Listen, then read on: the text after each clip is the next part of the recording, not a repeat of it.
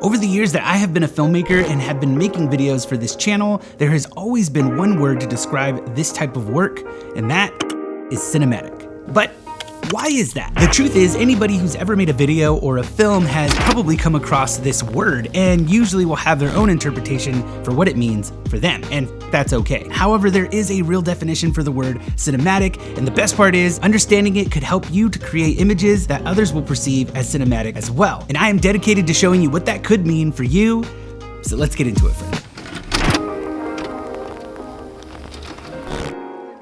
Hey, what's happening? My name is Ryan, and if you're new with us, welcome. I truly appreciate you being here.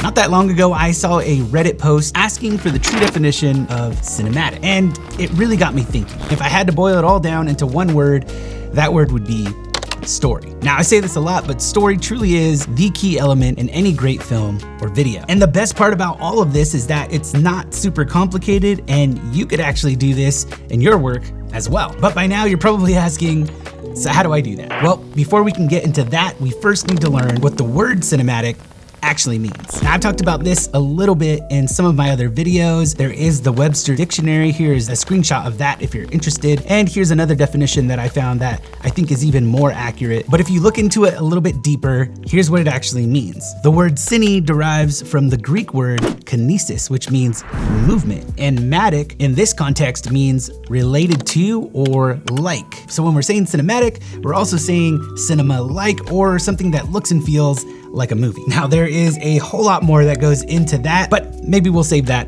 for another video. If I had to go to my younger self and ask myself what I thought the word cinematic meant, I would most likely say the color grade mostly. And I know a lot of friends who can relate, but it is a little more complex than that. Color grading does play a major role in a cinematic image. However, it's not the sole thing, but rather just one of many elements that makes an image cinema-like. In film, the color grade is meant to evoke the way the filmmaker wants you to feel as you watch the film. For example, if you're going for a nostalgic look, then you would color grade to represent that feeling. Or if you are making a sci-fi film, then you would color grade to fit that world. It really is more about keeping the audience immersed in the story and within the characters, and color grading is just one incredibly powerful tool out of many to be able to do that. But now that we know what the word cinematic means, how can we use it to create cinema-like videos? Well, here are a few tips that'll help. And my first tip is to keep the story at the forefront. Pixar is a really great example of this. Even though they make animated kids films, they also attract adults because of the well-structured stories that we as humans can relate to. Let's take the movie Up, for example. The whole intro is without dialogue, but it's very clear what's happening, and by the end of it, we are completely invested in these characters and the story, and probably tearing up at this point. The way that they accomplish this is by utilizing cinematography and lighting techniques to express what's happening in each scene. Like, for example, when Carl and his wife are at the doctor's office, you could see all of the different elements within the frame and the way that the frame was shot and feels, along with the music.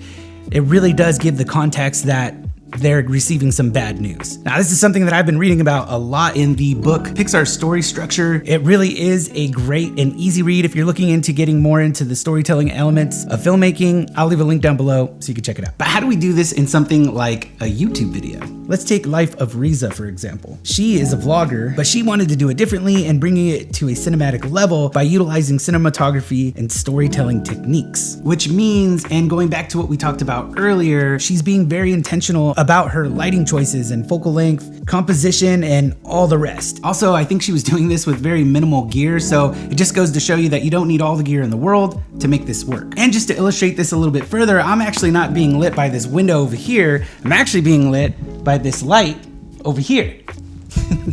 But it doesn't just have to be for narrative short films or even vlogging channels. You can use this for any type of video that you want to create. Say it's a real estate video, you could have a host walk the house and share a little bit of the history about that house. Or let's say you're a vintage gaming channel, you can tell stories about how the particular game you're playing is nostalgic for you and you remember playing it as a kid. And then you could find lighting choices and ways to exemplify those feelings and those things that you're trying to express within the video with your lighting, your composition, and all of the wonderful things that come with telling a great story visually. And this is something that I like to do in my videos as well. And as a matter of fact, I've been doing it in this entire video from the very beginning to now this middle section, and you'll see it also in the end. All of these choices within your lighting, your composition, and your story structure are all gonna have an impact on the way the audience perceives the story, especially if you're going for a cinematic style film or video. Which leads me to my next thing, and that is audio matters a lot more than we give it credit for. See, the truth is our eyes and ears work together to give us that cinematic experience. And this would be in the form of music selection that can move our emotions, and sound design to really immerse us into that world. And of course, the dialogue and the Foley that you could pick up along the shoot. All of this is gonna create a world that's gonna pull us into the story and give us a sense of we are there with our characters and playing out the events of the stories with them. And just to kind of illustrate this a little bit further, I'm actually not even cooking anything. It's just an empty pan. All the sounds that you're hearing right now is all sound design that I added later in post. I truly believe that you can create powerful stories through the medium of film that people want to watch from beginning to end if you can utilize visual storytelling techniques like the ones we used in this video. So I just want to encourage you to keep going, keep learning, and keep making films, because you've got this, friend. Well, that's gonna do it for me. Thank you so much for joining me in this video. If you liked this video or you learned something, please click the like button down below. Consider subscribing if you haven't already, and I'll catch you in the next one. Cheers, friend.